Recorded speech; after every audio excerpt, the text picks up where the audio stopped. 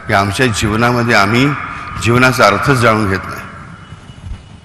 पण आम्हाला आनंदसुद्धा करता येत नाही.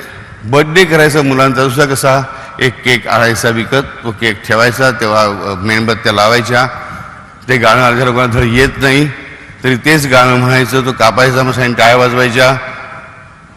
मग आम्ही किती जास्तीत जास्त पॉश आहोत हे दाखवण्यासाठी आणखीन काय काय उपचार असतील ते इंग्लिश उपचार करायचे. आमच्या लहानपणी असं काही नव्हतं.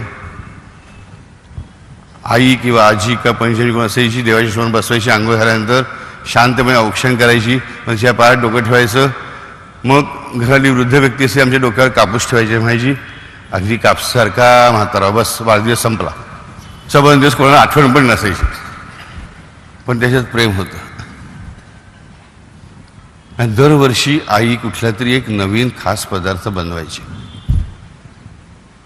आम्ही दरवर्षी नवीन केक आणतो, पद्धत तीच, सगळ्यांचे वाढदिवस त्याच पद्धतीने साजरे करायचे. आनंद काय?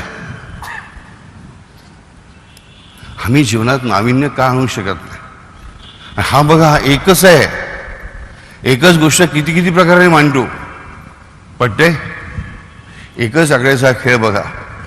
आम्ही म्हणतो की आम्हाला एकच नोकरी आहे, आम्हाला एकच घर आहे, आम्ही नवीन नवीन काय करणार? बरोबर की नाही? तोच तोचपणा, हा तोच तोच, एक एक एक एक, आणि पसारा बघा किती आहे. पटलं? पण आम्हाला त्याच्या आधी हे पटल्यानंतर त्याच्यानंतर पटायला पाहिजे की हे सगळं तो आमच्यासाठी करतोय. कोणासाठी करतोय? आमच्यासाठी करतोय. हे सगळे जगातल्या ज्या विविध गोष्टी आहेत त्या परमेश्वराने मला आनंद मिळावा म्हणून उत्पन्न केलेल्या आहेत. मी त्यांचा नाश करावा म्हणून नाहीत, मी त्या चोराव्या म्हणून नाहीत. पण आम्ही हे करतच नाही.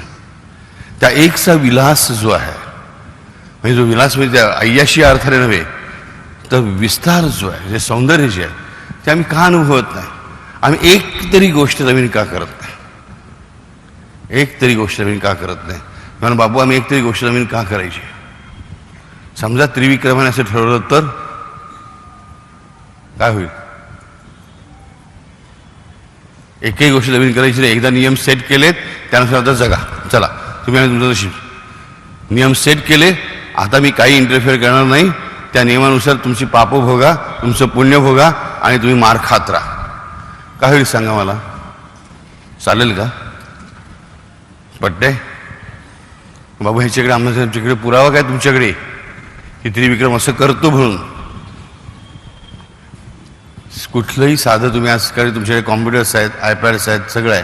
काय तुमच्या फोनवर पण अवेलेबल असतं नेटवर. किंवा पुस्तकं असतील शास्त्र सायन्सची, वाचून बघा. तुमची कातडी किती वेळा बदलत दिली जाते. तुमच्या स्किनमधल्या पेशी, सेल्स, कातड्या सेल्स किती वेळाने बदलले जातात. आपलं जे जठर आहे, म्हणजे स्टमक आहे, त्याचं लायनिंग आपण वाटेल ते खात राहतो ना. जे आवश्यक नाही शरीरात तेही कोंबत राहतो. जेवढी क्वांटिटी खायला पाहिजे त्याच्यात दसपट कोंबत राहतो. आत्ता 2 वाजता जेवलं, परत 11 वाजता काय मिळालं तर तेही खालतच राहतो आतमध्ये. हे सगळ्याने काय होत असते? जखमा होत असतात, इंजुरीज होत असतात आपल्या जठराला, स्टमकला. तर मी असं खात राहतो, आणि त्या स्टमकची म्युकोजा जी आहे, म्हणजे आतली लेअर जी आहे, आतल्या पेशीची जी लेअर आहे, ती तो भगवंत, तो त्रिविक्रम सतत बदलत राहतो. हे सगळं सतत नवीन नवीन नवीन तो करत राहतो, म्हणून आम्ही सुखाने जगू शकतो. पटतंय? नक्की? किती टक्के पटलं? की तो आमच्यासाठी प्रत्येक गोष्ट नवीन करीत राहतो, म्हणून आम्ही सुखाने जगू शकतो. म्हणून आम्हाला त्याच्यासाठी एक तरी गोष्ट वर्षातून एकदा तरी नवीन करता आली पाहिजे. एक तरी गोष्ट नवीन, चांगली गोष्ट शिकता आली पाहिजे. पटतंय?